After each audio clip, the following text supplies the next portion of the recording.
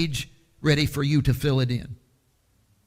We're not going to bring you back to the context because it's always important, the context of the passage. And there's no way to deal with what's going on in this passage. It's all a discourse. The discourse begins in verse 5, goes all the way down through verse 42, all coming from the lips of Jesus. And as you look at the discourse, you see that it's all spawned out of the idea of Jesus instructing his disciples in the business of ministry, because he's called them to ministry. And that has all been spawned right out of a prayer meeting. So as you back into if you come to Matthew chapter 9, the end of chapter 9, you see this prayer meeting is being conducted. Jesus is calling his disciples to prayer. And in this prayer meeting, he gives them the focus of what they are to pray about. So this is not just a general prayer. This is not just, well, let's pray for a good year. This is not, well, let's just pray for healing, or let's pray for this, or pray for that individual. This is, in verse 37, the harvest truly is plentiful, the laborers are few. Therefore, pray the Lord of the harvest to send out laborers into his harvest. There's no way to look at the passage then and come up with any ideas outside of the fact that this is all focused on ministry. It is a prayer meeting that is talking about, hey, there is an overwhelming need. And he's looking at the harvest. Now we know, for instance, from, I think it's John chapter 4, the woman at the well scene, where Jesus turned to his disciples when that whole thing was over and said, the harvest is ripe. The fields are ripe unto harvest. So we know what he means by the harvest. He's talking about people. He's talking about a ministry. He's talking about evangelism. Evangelism is the focus. He's talking about winning people to Jesus. He's talking about changed lives. He's talking about, oh, we've got to get this done. Oh, this is of top priority. Oh, this really matters. Oh, this is number one on the agenda. We've got to win people to Jesus. This is what this is all about. This is not about a food pantry. This is about winning people to Jesus. Well, then why do we bother having a food pantry? To win people to Jesus, that's why. I mean, duh. Because this is all about winning people to Jesus. Well, this is not about a supper on Saturday night. Well, why do you have a supper on Saturday night then? To win people to Jesus, man. That's why you have a supper on Saturday night. This is not about programs. This is about winning people to Jesus. This is not even about Sunday morning. Then why mess with Sunday morning? To win people to Jesus. This is all about winning people to Jesus. This is not about church attendance. This is about winning people to Jesus. This is about people becoming intimate with Jesus. This is about oneness with him. This is about people being filled with Jesus, the great pressure, the supreme task, the number one deal. I think I'm all steamed up about this. The number one deal is we've got to win people to Jesus. People have got to get saved. Evangelism has to take place. Lives have got to be changed. We're in trouble. Win people to Jesus. Jesus felt that. And he said, guys, we got to pray. Why? Because there's this overwhelming pressure, this great need, the field, oh, the harvest, and the laborers are few. I was raised by the saints of God in my area. We're always saying, it's my goal to reach heaven, make heaven my home. That is please, if that's your goal, it's way too puny. That is not our goal. That is so selfish. That is so all focused on yourself. That is get me out of my mess. That is so absolutely self-centered in its whole approach. This is not about making heaven your home. This is about winning people to Jesus. This is about intimacy with God. This is about lives being changed. The whole focus, the whole deal is we got to win people to Jesus. Prayer meeting. If we're going to win people to Jesus, if we're going to become ministers, if we're going to get in the middle of that, what will it look like? Oh, he said, I can give you a picture of what it'll look like. Sheep in the midst of wolves. And as I've expressed before, I was sure he was going to say, Superman defeating the enemy. That's how it will look. superheroes waving their sword and chopping off evil heads. And no, it looks like sheep in the midst of wolves.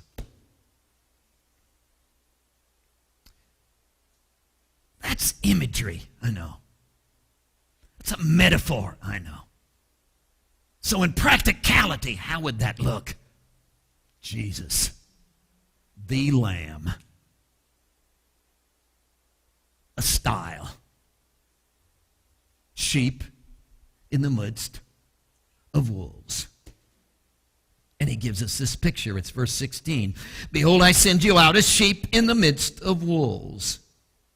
Immediately he moves into the rest of verse 16, which is the practice, the practicality, how this actually spills out in your life. And he says, he uses two words, wise and harmless. And you've probably forgotten what those mean. But the idea of wise is sensitive.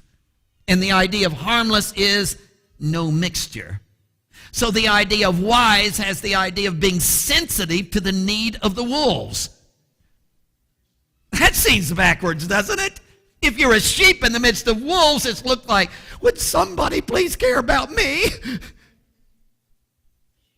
He says, no, I want the sheep to be sensitive to the needs of the wolves. And he says, I don't want it once in a while. Okay, I'll be a sacrificed lamb on Sunday afternoon. No, this is not about particular times. This is about no mixture. This is a consistent, constant. The only way this is going to work is if this is 24 hours a day, if this becomes the dominant attitude and the influence that begins to spill through your entire lives as you become unmixed and you have only one thing going on, and that it is sensitivity to the needs of the wolves. It gets worse. He then moves into how this plays out, and he starts with this persecution thing. Now, you remember that verse 17 and 18 all spell out persecution.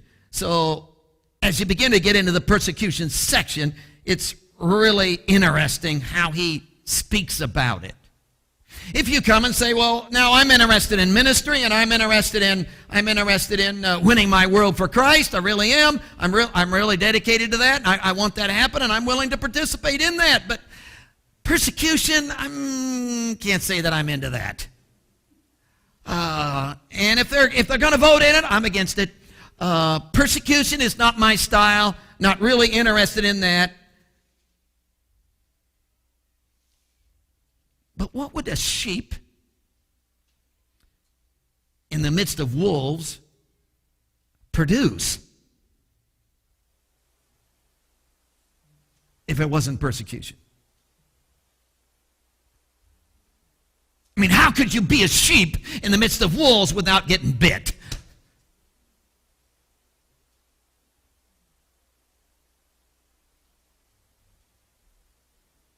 So what he's literally saying is that the persecution, and if you read the words carefully, it's very strong. He says, beware of men, verse 17, for they will deliver you up. Not, maybe they will. Not, well, I just want to make this a possibility, and so you won't be shocked if it happens.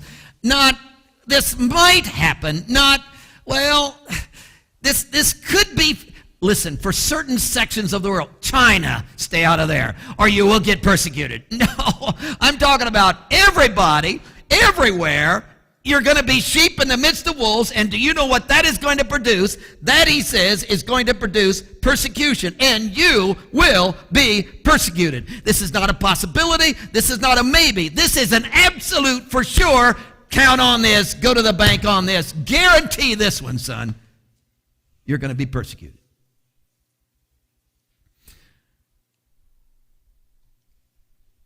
Listen to this statement. If you, this is spills out of this passage. If you minister, you will be persecuted. Now, I've been struggling with this. If you minister, you will be persecuted. It's like shouldn't saturate on stuff like this. It's like persecution and ministry are somehow linked.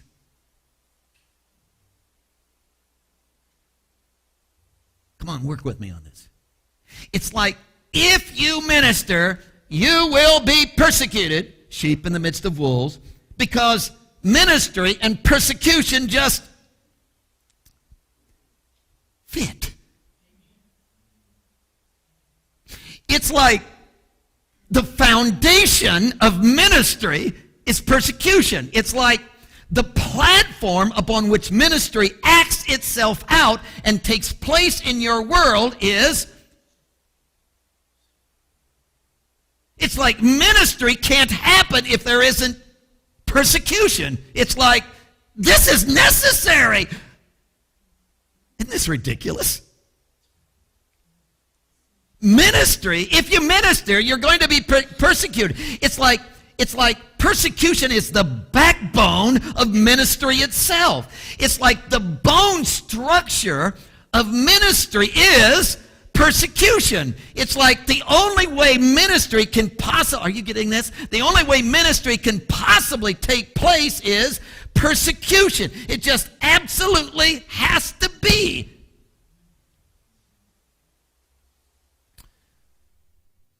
What do you base that on, preacher?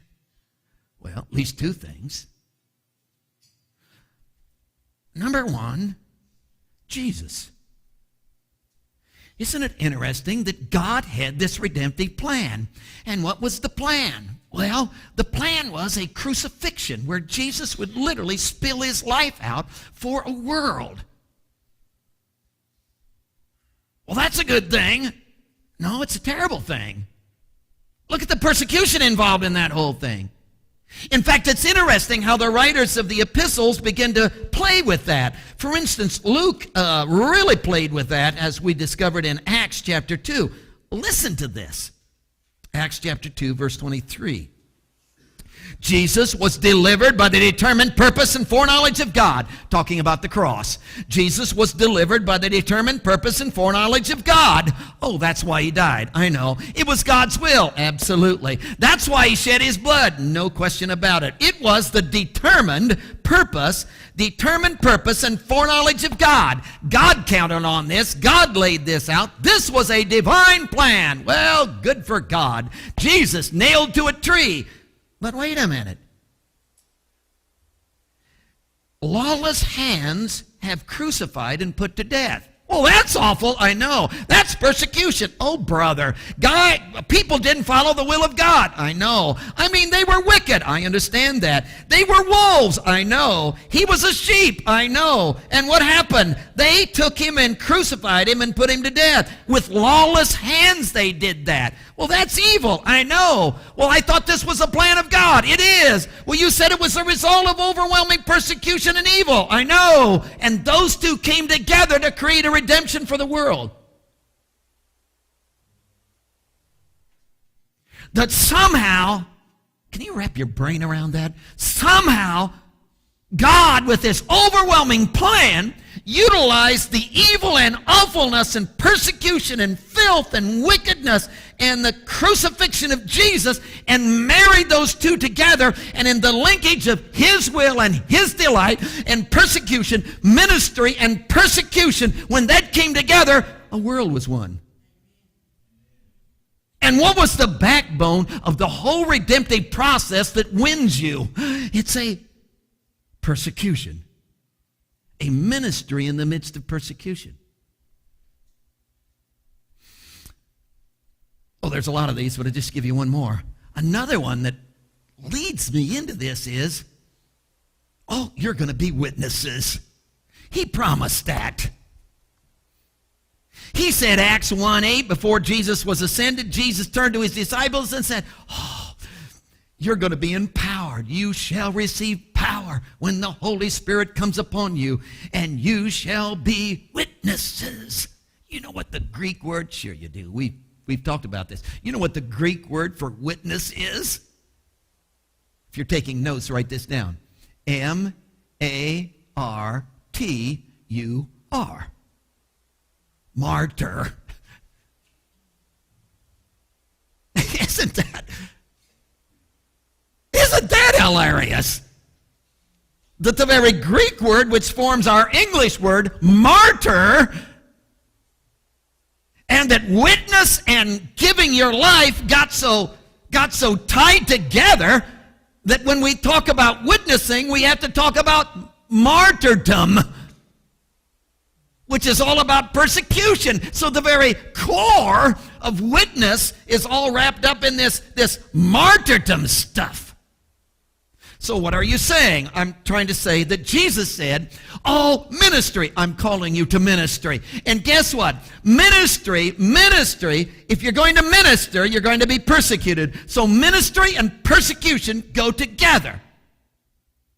And there is no ministry winning your world without persecution, because they're linked.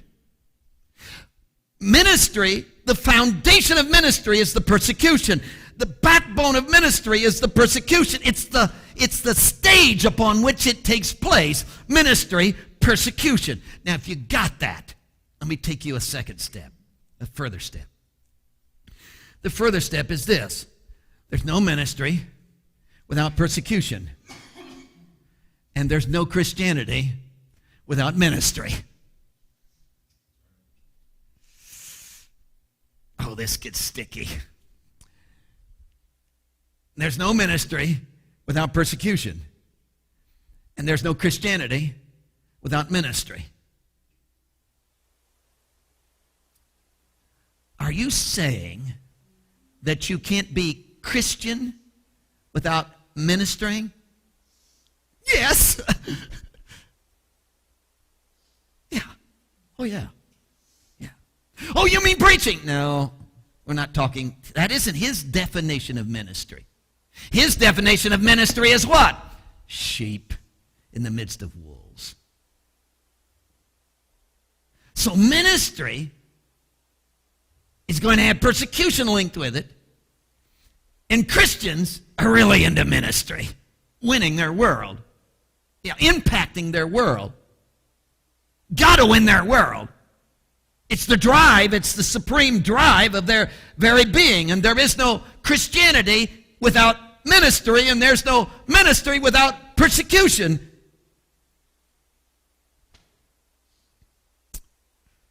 Someone comes and says, hey, I've actually heard this in years gone by. Really interested in Jesus? Want to be a Christian? Interested in going to heaven when I die? Want my kids involved. I believe in the church, but don't want to get involved. Willing to come when it's convenient, but don't want to really get involved. Willing to give some money when I've got spare, but really don't want to get involved. Not interested in the conflict of it. Not interested in getting involved in the organizational structure. Not interested in that at all. Not interested in infiltrating the community. Not interested. I just want to come and be Christian, but I don't want to minister. Sorry. Can't do it. Can't be done. I don't know if you talk to things or not. I like to talk to things because they don't talk back. But anyhow, here's a bucket of water. Talk to the bucket of water. Listen to the water carefully. The water is griping and complaining. The water is belly aching. The water is saying, oh, I hate this wet stuff. I just hate being wet. I don't want to be wet. Wet, man, especially when it's cold, you got ice because it's wet. I don't want to be wet. Water that doesn't want to be wet. How could water ever come to the place where it doesn't want to be? It's the very nature of water to be wet.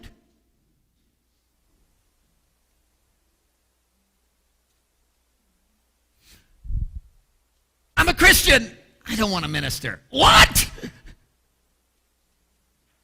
That's an impossibility. How could the thought ever cross your mind? How could you ever visualize a monster like that? For the very essence of Christian is, oh, I got to win my world. Oh, the very essence of Christianity is, oh, I've got this nature, the heart of God, which burns in my bones and pours me out to my world. And it's the nature of who I am and what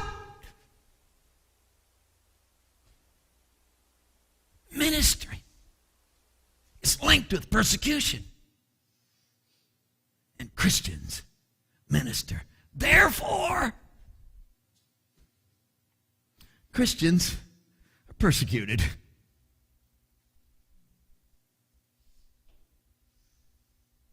He doesn't even say expect it. He just says it's the nature of it. When your world, you're sheep in the midst of wolves. Now, he says, wait, because I have good news. I certainly hope so, because there is provision in the midst of all of this. Now, the way he does this is just beautiful, because verse 17 and 18 of the chapter literally focuses on the idea of persecution, presents persecution to us. And then he turns in verse 19 and 20 and talks about provision. And then he comes right back and talks and centers on and focuses on persecution. Verse 21, and then in verse 21 and 22, and then in verse 23, he comes right back with provision. So he gives persecution, provision, persecution, provision. That there is this overwhelming provision in the midst of persecution. Now, what is the provision of ministry? Well, we are looking at verse 25, and especially the close of that verse. For assuredly I say to you, you will not have gone through the cities of Israel before the Son of Man comes. There's two principles in this verse that spill out of this verse that I want you to be captivated by. One is the urgency of the requirement. Time is of the essence. One of the things that if you saturate in verse 23, and especially if you go to the Bible scholars, you'll find out there is absolute thorough confusion. Well, maybe confusion isn't the word, but disagreement about what this means. Listen to it. I say to you, you will not have gone through the cities of Israel before the Son of Man comes.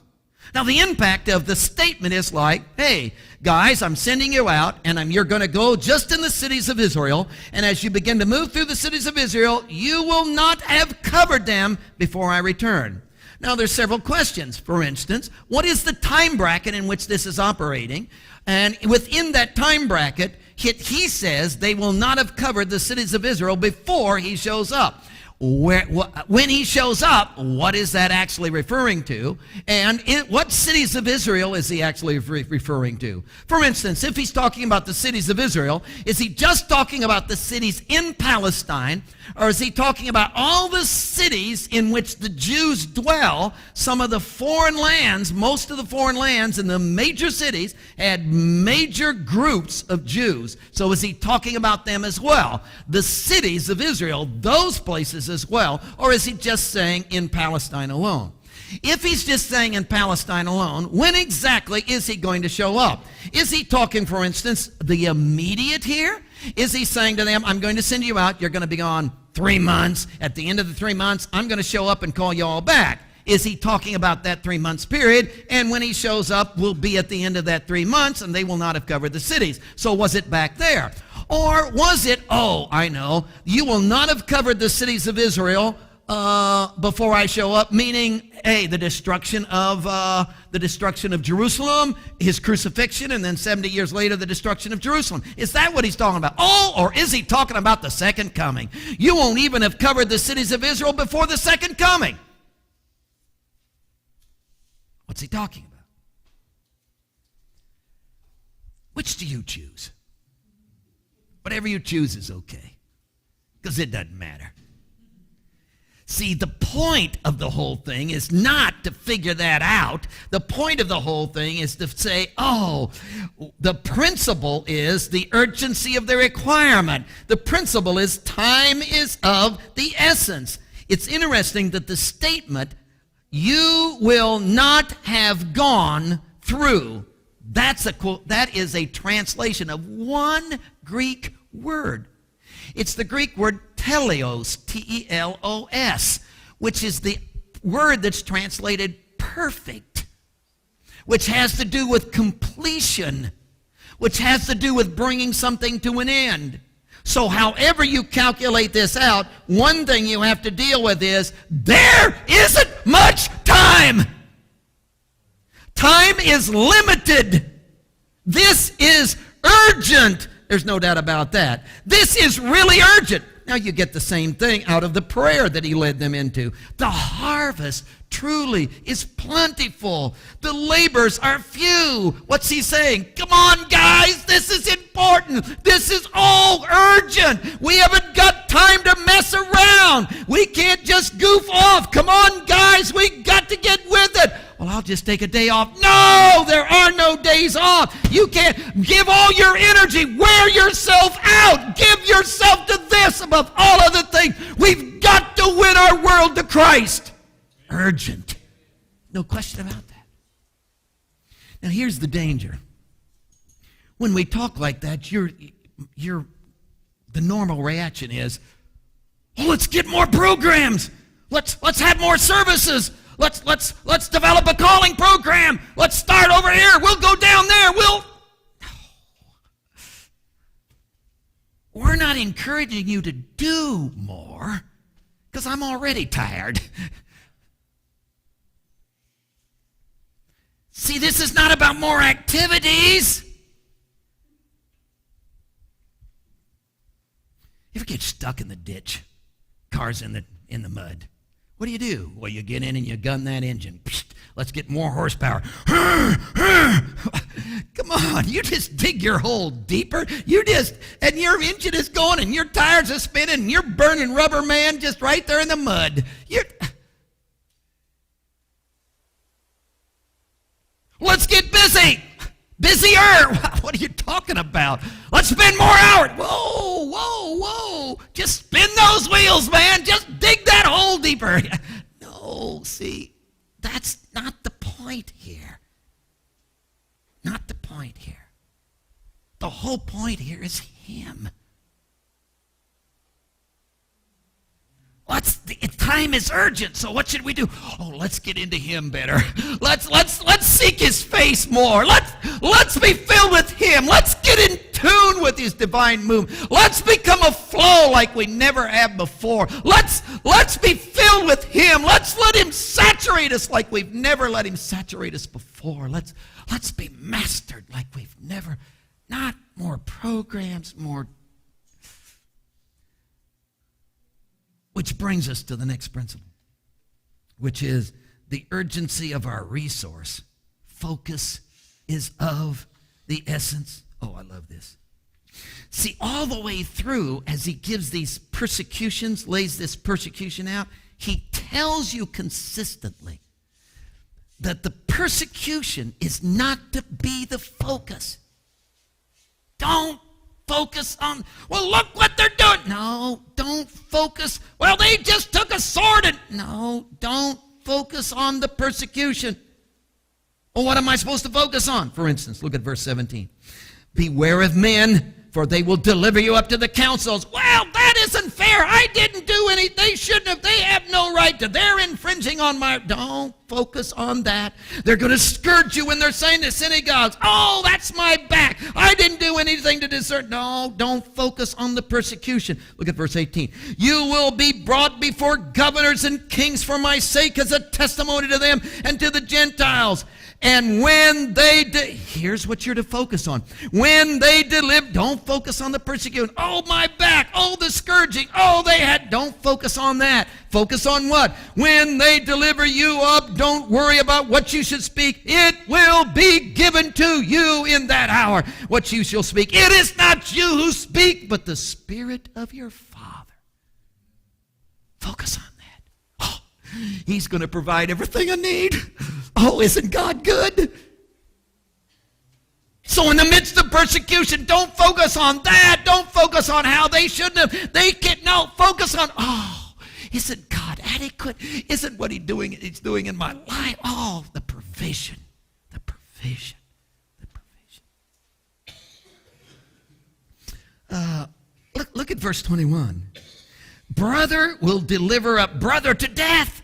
Father his child. Children were rising against parents, cause them to do it. Well, even my own family does it. Well, they didn't. Well, this isn't my. You'd expect. I would think my brother would.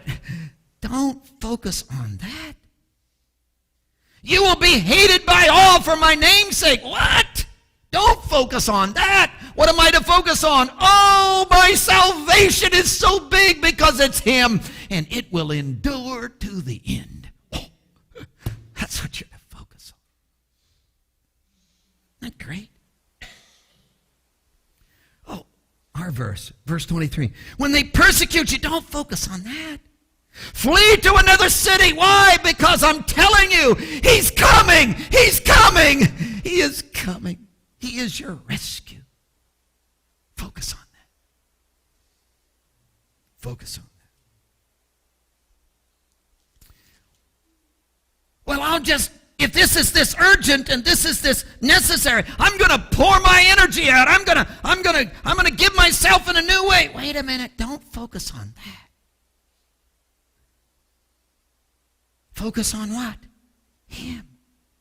He will be your provision. Again, we could walk through every one of the persecutions. They're going to deliver you up to the councils. They're going to scourge you. I'll just shed more blood and I'll just look what I do. No, don't focus on that. Focus on what? He's your provision. Well, my own family is hating me. Don't focus on that. Focus on what? Oh, my salvation is so big, it cannot be disturbed because it's him. Focus on that. Focus on that. Don't focus on how much you've preached. Well, bless God, I've been an evangelist for 41 years. I preached all these sermons. Look what they're doing to me. Don't focus on that. Don't focus on that. What am I to focus on? Oh, he's my provision. He's my provision. Well, my own family, don't focus on that. I've yelled at him, I've screamed at him, I told him the truth, bless God. I told my kid, don't focus on that. Don't focus on that. Don't focus on that. Focus on, oh, my salvation is so big it cannot be disturbed. It will endure to the end. Well, I went to that city and I poured my life out, gave my time, and I preached, and I don't focus on that. Focus on, oh, he is coming in the midst of it all.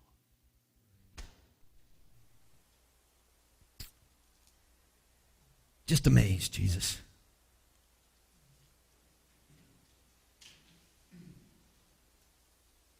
Amazed at you and amazed at what you call us to.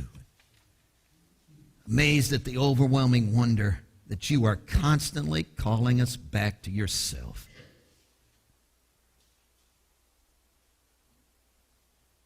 Probably this new year won't be a lot different than the other years. There'll probably be financial problems in this new year. There'll probably be people that will talk about us in this new year. There'll probably be persecution in the new year, just like there was in the old year. There'll be things that won't go right in the new year, just like there were in the old year. Yeah, I'll probably have a flat tire, just like I did last year. But could my focus be different this year?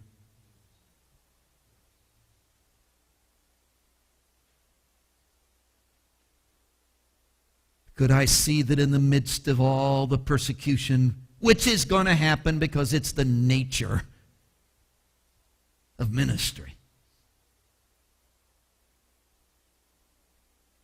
and could I get so wrapped up in you that you could minister through me? And when persecution takes place, I could rejoice because your provision is so adequate. And when they drag me in, you become the very provision for my life in that moment. And when my family doesn't respect or participate or give or honor, or I have a faith that cannot be disturbed because it endures. Could we be so locked in on you that ministry takes place.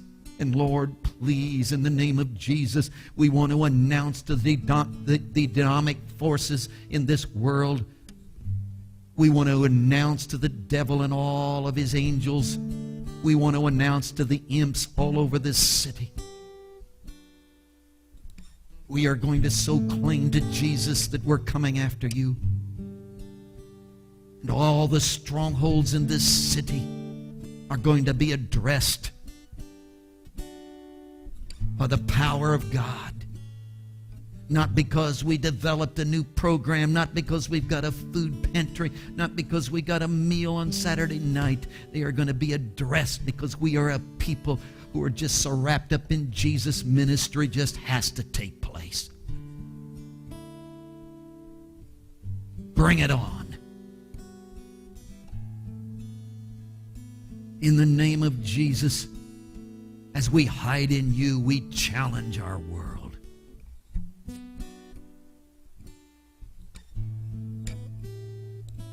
Sheep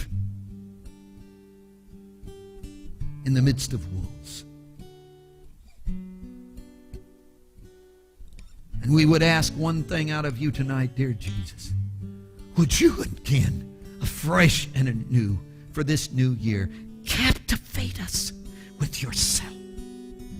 Don't captivate us with new programs. Don't captivate us with activities. Don't captivate us with more stuff to do. Don't captivate us with new ideas. Captivate us with your face. Let us be people who are intimate with you.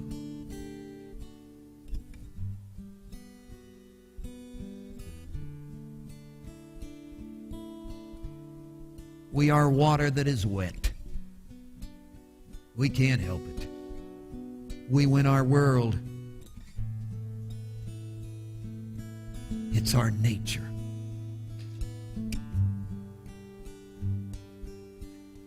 Heads are bowed. I invite you tonight to persecution.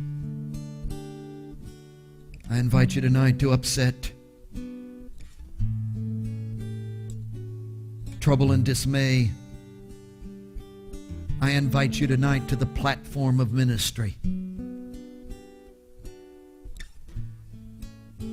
which declares war. I invite you tonight to battle and strife.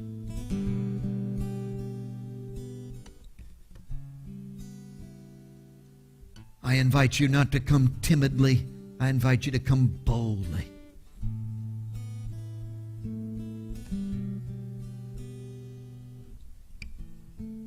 Knowing that in the cross, we are sheep in the midst of wolves. And the battle is ours, says the Lord.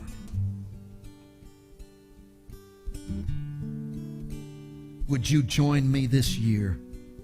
Would you join me tonight in a focus for this year? A focus on Him.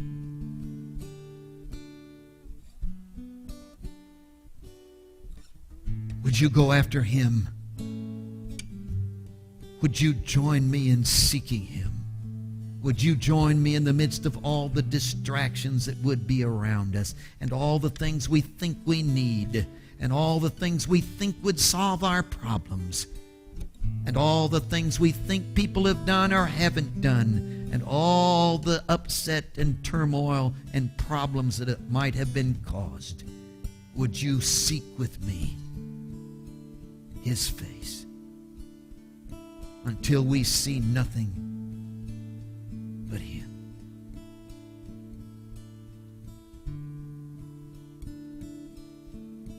Moments of response.